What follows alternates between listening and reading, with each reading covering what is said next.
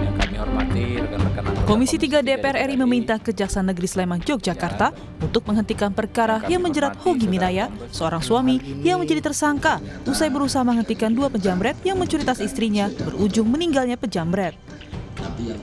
Keputusan itu dibacakan oleh Ketua Komisi 3 DPR RI, Habibur Rahman, saat membacakan kesimpulan rapat dengar pendapat dengan Kajari Sleman, Kapolresta Sleman, dan kuasa hukum Hogi Minaya di Kompleks Parlemen Senayan, Jakarta, Rabu 28 Januari 2026. Barang yang sekiranya Sleman, Polresta Sleman, dan Pak Kajari Sleman, kita menemui fakta yang teramat jelas bahwa terhadap Pak Hogi ini tidak layak untuk ditetapkan sebagai tersangka dan terhadap peristiwa tersebut tidak layak untuk dinyatakan sebagai peristiwa pidana. Karena itu tadi kami membuat kesimpulan meminta agar perkara ini dihentikan. Jadi bukan RJ ya. pengajaran terhadap Dalam rapat itu, anggota Komisi 3 DPR RI dari fraksi PDI Perjuangan Safarudin mencecar Kapolres Sleman Kombes Edi Setianto, Erning Wibowo terkait penanganan kasus Hogi Minaya. Safarudin menilai kasus Hogi bukan tindak pidana karena dalam hal membela diri. para penjabat itu. Kalau ya saya Kapolda kamu, masih Kapolda, Anda tidak bakalan sampai ke Komisi 3 dan saya sudah berhentikan Anda. Pasal 34 penjelasannya itu lebih rinci lagi di situ. Ada penjelasan pasal 34. Ini bukan tindak pidana. Kalau di KUHP Lamu overmah, alasan pembenar bahwa orang itu membela diri. Membela diri, bukan undang-undang lalu lintas. Anda salah menerapkan hukum. Jaksa lagi P21 juga. Anda koordinasi yang nggak benar itu. Polres dengan kejaksaan. Anda koordinasi tapi salah. Bagaimana tadi pimpinan? Pandangan serupa juga disampaikan anggota Komisi 3 DPR RI, Rikwanto, yang menilai perkara tersebut murni berawal dari tindak penjamretan bukan pelanggaran lalu lintas. Oleh karena itu, Rikwanto mendesak kasus ini segera dihentikan. Pak Ketua, bagi saya tidak ada kasus lalu lintas itu. Ya, yang ada kasus penjamretan, terungkap, terbukti, tersangka meninggal dunia, kasus tutup. Saya minta kasus ini dihentikan. Tidak ada debat-debat kusir lagi di sini. Ya, terima kasih Pak Ketua. Atas kejadian ini, Kapolres Sleman Kombes Edi Setianto, Erning Wibowo menyampaikan permintaan maaf kepada Hogi Minaya yang ditetapkan sebagai tersangka karena mengejar pelaku jambret pada April 2025. Permintaan maaf disampaikan Edi dalam rapat dengar pendapat umum yang digelar Komisi 3 DPR. Edi menyampaikan awalnya ia ingin menerapkan kepastian hukum atas meninggalnya 2 pelaku jambret yang kecelakaan lalu lintas saat dikejar oleh Hogi. Kini ia mengaku pasal yang diterapkan kurang tepat. Apa yang dirasakan saudara Hogi itu sama sebenarnya yang kami rasakan, hanya kami pada saat itu hanya mau melihat kepastian hukum, ya. Namun rupanya penerapan pasalnya kami mungkin kurang tepat. Pada kesempatan ini kami mohon maaf kepada seluruh masyarakat Indonesia dan utamanya kepada Pak Yogi dan Ibu Arsita. Usai rapat bersama Komisi 3 DPR RI, Kepala Kejaksaan Negeri Sleman Bambang Yunianto menyatakan siap menjalankan kesimpulan rapat yang meminta perkara Hogi Minaya dihentikan demi hukum. Mengenai mekanismenya masih menunggu keputusan pimpinan. Pada intinya kami akan melaksanakan kesimpulan yang sudah disepakati bersama dalam kesempatan rapat siang ini tadi. Dan untuk mekanismenya kami akan segera menunggu petunjuk pimpinan. Kami akan segera melaporkan ini dan untuk mekanismenya nanti penghentiannya kita menunggu gitu secepatnya. Adapun Hogi saat ini berstatus sebagai tahanan kota. Sebelumnya, mediasi digelar Kejaksaan Negeri Sleman, Yogyakarta dengan menghadirkan keluarga korban dan keluarga pelaku jambret secara daring. Dalam mediasi ini, kedua pihak sepakat menyelesaikan masalah dengan restoratif justice. Tim Liputan, Kompas TV. Makanya ini tadi Saudara, Polres Sleman menetapkan Hogi Minaya, seorang suami, setelah berusaha menghentikan 2 penjamret yang mencuri tas istrinya di Sleman, Yogyakarta. Dan kasus ini pun jadi perhatian serius DPR RI. Lantas apa yang mesti diperhatikan agar kasus yang dialami Hogi Minaya ini tidak terulang kembali? Kami akan bahas bersama dengan sejumlah narasumber melalui sambungan daring. Sudah bergabung bersama kami ada anggota Komisi 3 DPR RI dari fraksi Partai Kebangkitan Bangsa, Hasbiallah Ilyas, dan juga Komisioner Kompolnas, Bung Hoirul Anam. Selamat pagi, Assalamualaikum Bapak-Bapak. Selamat pagi, sehat selalu. Ya, saya mau ke Pak Hasbiallah. Saya mau ke Pak Hasbiallah dulu dari Komisi 3 DPR RI. Kemarin sudah melakukan mendengarkan keterangan dari Kajari, kemudian ada Kapolresta, termasuk juga Hogi Minaya. Apa yang menjadi dasar kemudian Komisi 3 DPR RI menyatakan kasus ini bukan tindak pidana dan tidak perlu ada restoratif justice atau semestinya dihentikan? Begini Mbak, memang semenjak KUHP yang baru kita tetapkan, ini memang kita lebih mengedepankan humanisme dan lebih mengedepankan kemanusiaan. Memang yang diterapkan oleh Kapolres Sulaiman ini salah. Tadi yang apa disampaikan oleh Pak Rikwanto, oleh sahabat saya, kolega saya di Komisi 3 itu jelas. Ini tidak perlu restoratif justice kalau memang karena penerapan pasalnya ini memang sudah salah dari awal. Anda bayangkan coba orang membela diri tapi yang dipakai pasal lalu lintas. Iya, ini undang-undang lalu lintas. Pasal lalu lintas ya.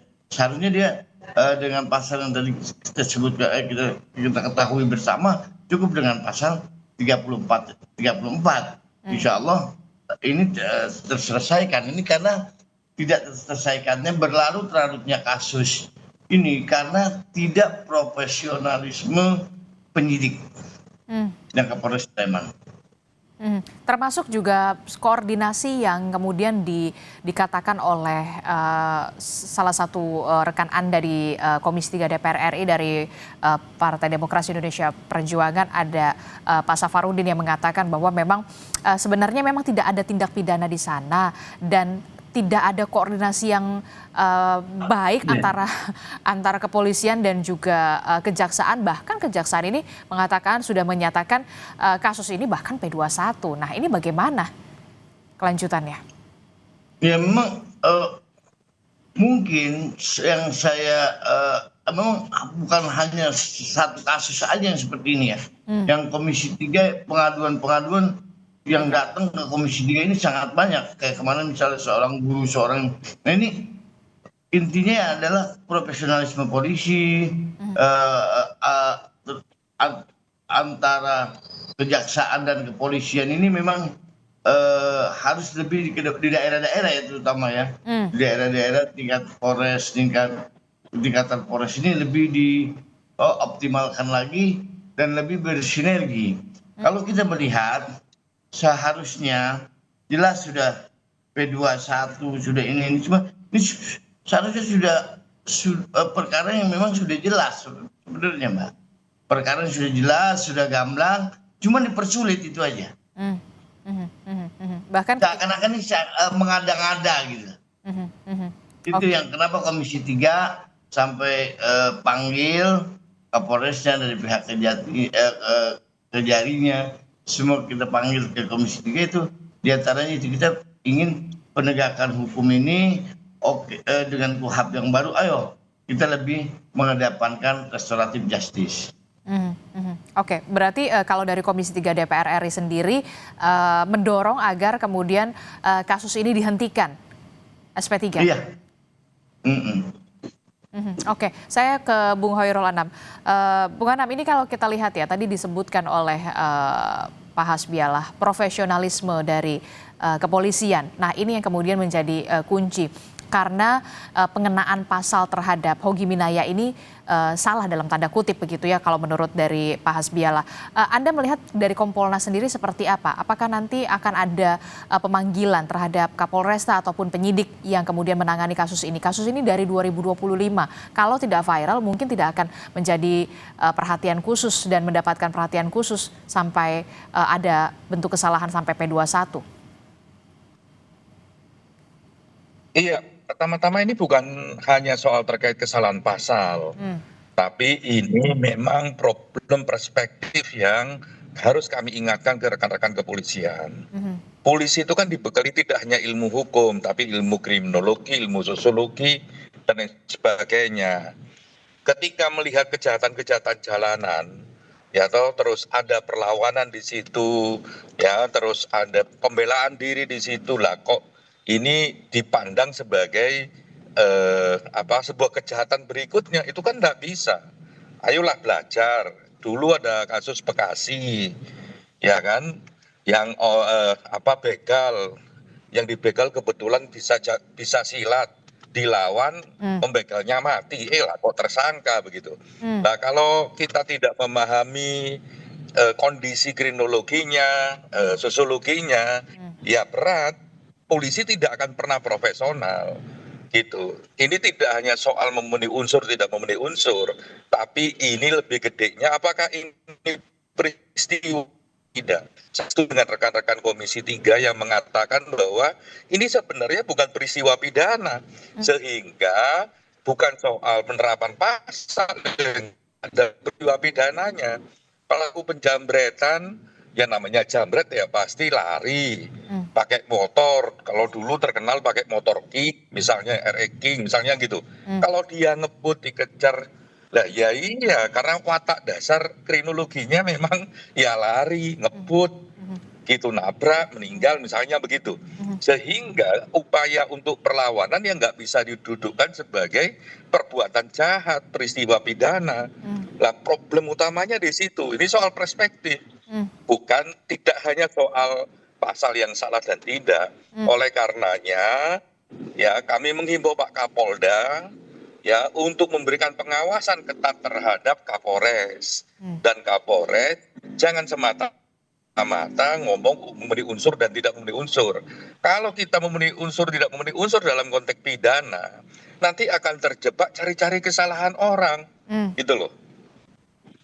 Dan saya setuju bahwa semangat sekarang ini penegakan hukum, terutama di KUHP yang baru, ya rasa keadilan, adil gitu. Tidak hanya soal kepastian, kalau kepastian itu kan debatnya ini ada unsurnya, tidak ada unsurnya. Padahal peristiwa pidana itu hidup di masyarakat, punya logikanya sendiri. Orang dirampok rumahnya, ya kan, terus melakukan perlawanan, lah masa mempertahankan rumahnya terus kena pidana. Tersangka. Iya, terus habis itu RJ itu dalam bayangannya ada santunan dan sebagainya loh. Dia terancam kehilangan barang, habis itu terancam harus membayar. Saya setuju dengan statement Pak Habib, jangan sampai hilang barang, hilang macam-macam, kena ya diperas gitu ya dalam konteks RJ itu. Nah logika dasarnya nggak begitu gitu. Oke, apakah Kompolnas juga akan ikut terlibat untuk menangani kasus ini, dalam tanda kutip adalah untuk ada memeriksa Kapolresta dan juga penyidik, atau kemudian ini cukup di Propam? Sejak beberapa waktu yang lalu kami sudah komunikasi dengan rekan-rekan Propam dan berkomunikasi dengan Polda DIY, ya kan, untuk mengevaluasi ini. Kalau secara substansi karena memang berkas perkaranya sudah di jaksa, kami tidak bisa ikut. Tapi secara kinerja profesionalitas dari kepolisian tetap kami bisa ikut. Ini jadi pembelajaran agar nggak berulang lagi. Karena ini terus-terusan loh berulang, gitu loh. Yaitu ada kasus begal, ada kasus perampokan, ada perlawanan di situ kok yang karakter dasar perlawanannya kok jadi pidana, itu kan tidak bisa. Padahal dalam berbagai konteks, dalam debat mendasar soal hukum pidana ya, itu perlawanan terhadap kejahatan itu bisa dimaknai sebagai kontribusi pencegahan kejahatan itu sendiri. Gitu. Siapa yang bisa menjamin bahwa kita itu aman semua? Ya, misalnya dengan jumlah polisi yang terbatas misalnya, karena jumlah rasionya masih terbatas, dengan jumlah polisi yang terbatas. Kalau bukan masyarakat sendiri, kalau bukan kontribusi dari masyarakat sendiri, Kedua, apakah kecepatan polisi menyelesaikan masalah di saat peristiwa terjadi? Kan belum tentu. Yang memilih kecepatan menyelesaikan masalah, ya korban sendiri dalam peristiwa itu, atau masyarakat yang melihatnya dalam peristiwa itu. Oke. Akhirnya ini harus dilihat sebagai kontribusi, bukan sebagai kejahatan. Oke, karena memang Nah, kalau dari karakter kayak gini itu berbeda dengan penghakiman massa lain. Gitu. Ini karakternya berbeda. Peristiwa Hoki berbeda dengan penghakiman massa. Kalau penghakiman massa ya nggak boleh. Ya kan, pelaku kejahatan ditangkap terus dipukulin gitu ya nggak boleh. Gitu. Tapi penghentian kejahatannya itu kontribusi masyarakat terhadap penegakan hukum. Oke, ada pembeda di sana antara penghakiman massa begitu ya, dan juga pembelaan diri. Karena kan kalau penjambretan, pembegalan itu kan kalau saya masyarakat umum begitu awam menilainya ini pencurian dengan kekerasan, curas begitu ya. Dan ini adalah masuk ke upaya pembelaan diri. Nah, dengan kacamata saya, dari kacamata saya begitu ya, orang awam begitu kan, ini ada pengajuan RJ kemarin sudah difasilitasi oleh Kajari, termasuk kemudian kemarin Komisi 3 DPR mengatakan ini dihentikan kasusnya di SP3, tapi kemudian ini sudah P21. Nah, langkah yang harus dilakukan oleh kepolisian saat ini berarti seperti apa kalau memang sudah P21 ini? Sebenarnya kalau dalam konteks manajemen penyelesaian kasus di penegakan hukum ketika P21 ya polisi sudah tidak punya otoritas. Ya, tapi yang paling penting belajar dari kasus ini ya kedepannya tidak boleh berulang kembali. Sekali lagi, kalau tidak ada peristiwa pidana ya jangan dicari dengan cara yang lain. Ini peristiwanya pidana murni, penjambretan terus digeser menjadi laka lantas. Itu kan kayak nyari-nyari persoalan gitu loh. Dan ini tidak baik gitu. Ya namanya jambret di mana-mana berhubungan dengan lalu lintas, dengan jalan raya, begal juga begitu. Nah itu yang menurut saya teman-teman polisi ini harus arif kembali ya, menggunakan ilmunya, tidak semata-mata ilmu hukum, lihatlah kriminologinya dan sebagainya. Sejak awal kami menanyakan ke rekan-rekan kepolisian, loh ini kok RJ? Loh kan ini kan peristiwa pokoknya penjambretan. Dan jambret itu ya di jalanan gitu. Oke, saya ke Pak Hasbiala. Pak Hasbiala, ketika kemarin sudah ada pertemuan dengan Kajari Sleman, kemudian ada Kapolresta Sleman, termasuk juga Hogi Minaya, upaya dari DPR selanjutnya untuk mengawasi kasus ini dan targetnya untuk penghentian kasus ini ditargetkan kapan? Selesai di bulan Januari ini atau seperti apa? Ya ditargetkan ya secepatnya, karena kan kemarin sudah jelas dalam kesimpulan bahwa proses penjambretan ini selesai dan atau RJ lah. Ini karena jelas bukan kesalahan ya. Ini kesalahan dari oknum polisi yang tidak salah menerapkan pasal, dan berikutnya juga jelas-jelas sudah dan dari pihak kejaksaan juga sudah P21 dan sudah tidak ada masalah dan tidak menolak. Tidak perlu RJ juga tidak ada masalah sebenarnya, dan kasus ini harus dihentikan dan pasti tidak akan diterima oleh kejaksaan. Oke. Dan dia dalam waktu ya jangan sampai berlarut ya. Minggu ini saya yakin sudah selesai. Minggu ini selesai. Minggu ini selesai, ditargetkan minggu ini akan selesai begitu ya untuk kasus ini. Terakhir saya ingin ke Kompolnas, apa yang kemudian perlu diperhatikan menjadi bahan evaluasi juga di internal Polri terkait dengan kasus ini? Jangan sampai kemudian kasus-kasus semacam ini, hogi-hogi semacam ini masih ada kembali begitu di kedepannya. Iya, seperti berulang kali kami bilang bahwa kepolisian itu memastikan rasa aman, tidak sekedar juga penegakan hukum. Oleh karenanya ketika penegakan hukum jangan hanya melihat memenuhi unsur tidak memenuhi unsur, tapi lihatlah konteks kejahatannya. Kalau nggak ada peristiwa pidana, ya jangan dicari-cari peristiwa pidananya. Ini kan kesannya memang mencari-cari peristiwa pidananya.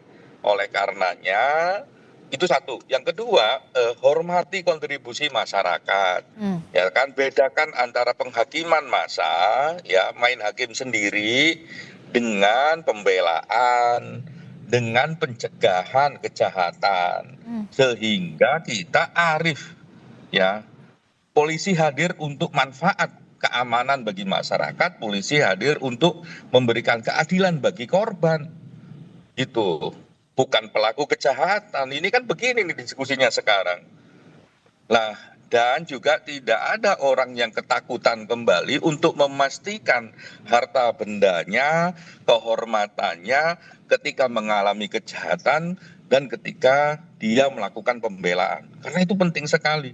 Kalau masyarakat takut melakukan pembelaan, mempertahankan harkat martabatnya dalam konteks pidana, wah, kejahatan akan merajalela. Padahal kita punya rasio polisi masih kurang, ya toh, alat-alat juga masih belum maksimal, gitu loh. Hormati kontribusi masyarakat. Kalau perlu orang-orang yang berkontribusi melakukan pencegahan kejahatan itu, ya dikasih apresiasi, gitu loh. Oke. Nah, kalau misalnya yang melakukan kejahatan itu residivis, terus dilawan, kan bagus itu. Atau DPO, kan ini juga bagus kontribusinya. Asalkan memang bukan penghakiman massa, ya. Itu harusnya dikasih reward, bukan malah jadi tersangka. Oke, terakhir saya akan tanyakan ke Pak Hasbiala. Pak Hasbiala, untuk Komisi 3 DPR RI, pengawasan yang seperti apa nanti akan dilakukan secara terus-menerus kepada kepolisian begitu? Jangan sampai kemudian kasus Hoki ini kembali terulang. Ya, memang bukan hanya kasus Hoki, ada beberapa sebelumnya kasus, dan terus kita akan awasi. Ini sudah kewajiban kita di dalam di Komisi 3 sebagai mitra kepolisian.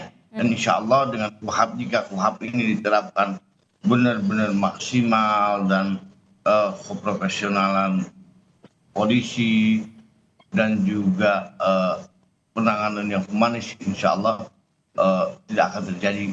Saya berharap andai kata terjadi juga sangat sedikit kejadian-kejadian seperti ini di masa depan. Yang penting sosialisasinya masyarakat lebih cepat dan lebih